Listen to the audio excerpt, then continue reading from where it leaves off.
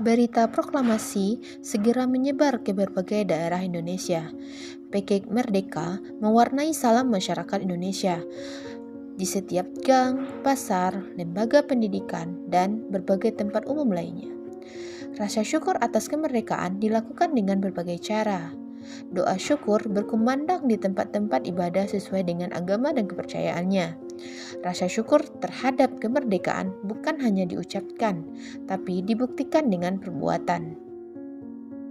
Setelah proklamasi kemerdekaan terlaksana, Indonesia belum memiliki kepala pemerintahan dan sistem administrasi wilayah yang jelas. Setelah itu, segera dibentuk kelengkapan pemerintahan dengan tujuan agar pembangunan dapat berlangsung dengan baik. Para pemimpin segera membentuk lembaga pemerintahan dan kelengkapan negara setelah proklamasi dikumandangkan.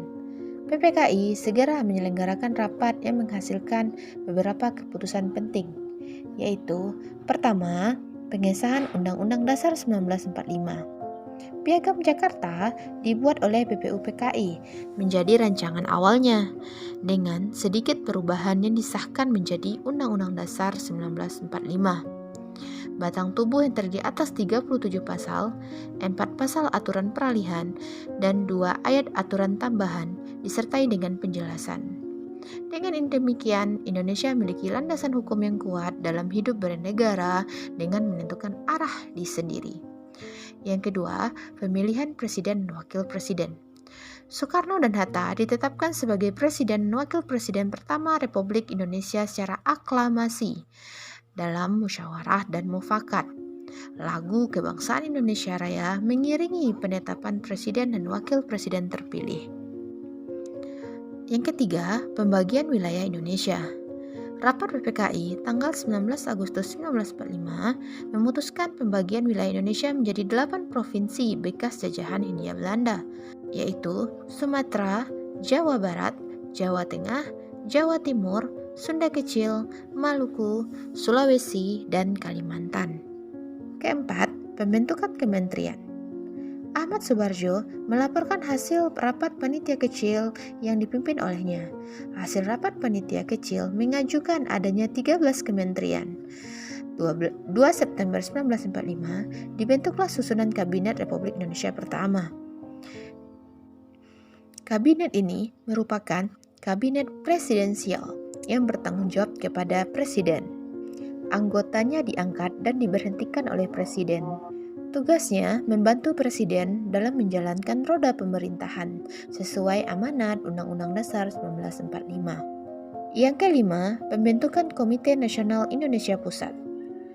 22 Agustus 1945, PPKI kembali menyelenggarakan rapat pembentukan KNIP.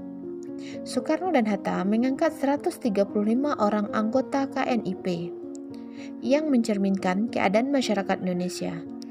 Keseluruhan anggota PPKI kecuali Soekarno-Hatta menjadi anggota KNIP yang kemudian dilantik pada tanggal 29 Agustus 1945. Tugas dan wewenang KNIP adalah menjalankan fungsi pengawasan dan berhak ikut serta dalam menetapkan garis-garis besar haluan negara atau GBHN.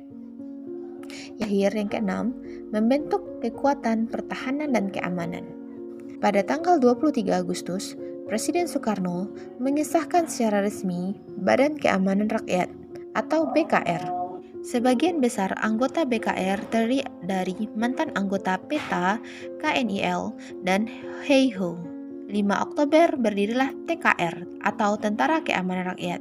Supriyadi, tokoh perlawanan tentara PETA terhadap Jepang dan Blitar, terpilih menjadi pimpinan TKR.